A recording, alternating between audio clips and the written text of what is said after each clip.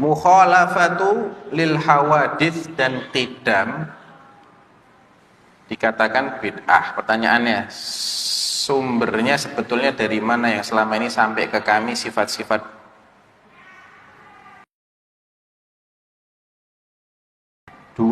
dua puluh mungkin ya, sifat-sifat 20. Jadi begini, ada namanya akidah Asy'ariyah. Akidah Asy'ariyah itu disandarkan kepada Abul Hasan Al-Asy'ari. Siapakah Abul Hasan Al-Asy'ari? Abul Hasan Al-Asy'ari ini adalah orang yang melewati 3 jenjang dalam hidupnya.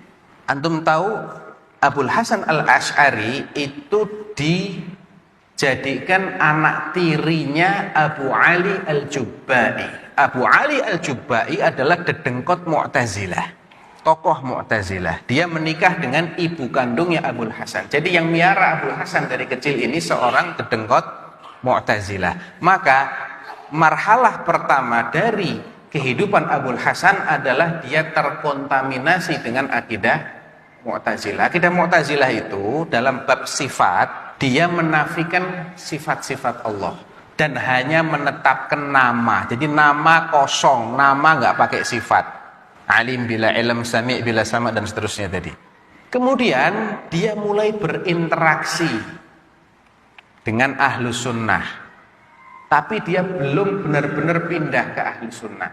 Dia mulai tersadarkan dengan bid'ahnya Mu'tazilah dan dia berusaha untuk membantah Mu'tazilah, tapi tidak menggunakan metodologi ahlu sunnah, tapi menggunakan metodologi ilmu kalam, ya mirip dengan filsafat, sehingga terjadi kontradiksi pada konsep pemikiran Abul Hasan Al-Asy'ari pada periode yang kedua ini. Dan sayangnya ini yang lebih populer, ini yang kemudian dijadikan sebagai akidah yang dianggap representasinya ahlu sunnah wal jamaah, padahal bukan.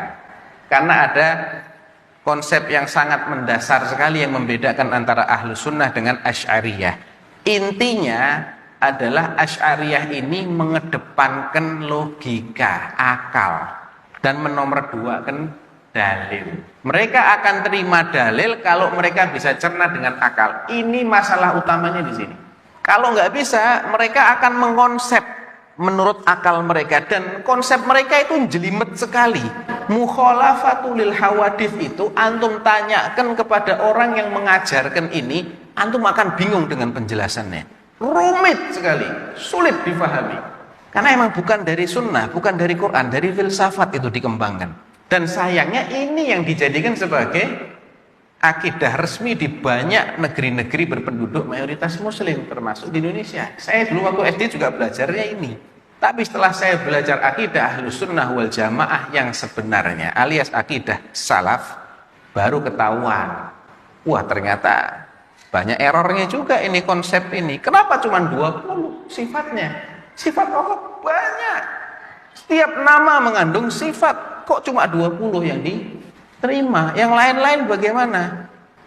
Dan kenapa kok yang ini diterima sebagai sifat? Misalnya apa? Wujud, al-qidam, al-baqa, al-mukhalafah lil hawadits, qiyamuhu binafsihi. Apalagi? Wahdaniyah, terus dan lain-lain. Tayyib, bu, sudah semuanya aja kita tetapkan sifat-sifatnya. Kenapa pilih-pilih?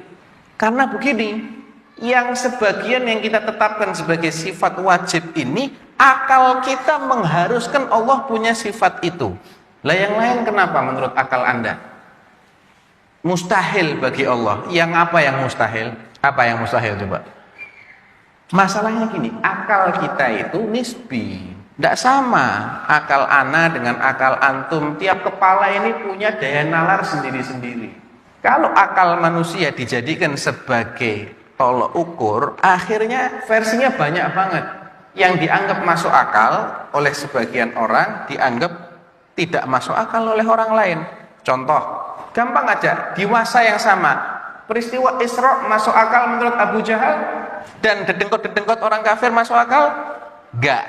Menurut Abu Bakar, masuk akal. Lah kenapa jadikan akal sebagai tolok ukur? Sudah, tolok ukurnya dalil saja. Kalau akal nggak bisa mencerna, memang itulah konsep keimanan. Jangan semua konsep keimanan suruh paham. Gampang kan akidah Ahlus Sunnah? Nggak susah kan? Gitu loh.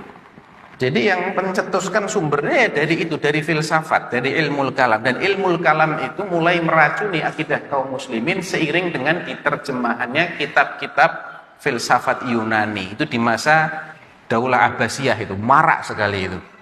Penerjemahan kitab-kitab Yunani itu yang menjadi pencetus lahirnya akidah-akidah yang menyimpang ini. Jadi bid'ah itu terjadi dalam perkara akidah juga. Bukan hanya amaliyah, tapi ada bid'ah dalam akidah. Bid'ah Qadariyah, bid'ah Jabriyah, bid'ah Mu'tazilah, Khawarij, Rafidhah. Itu mulai dari akidah, nanti akhirnya melahirkan ritual-ritual yang bid'ah juga.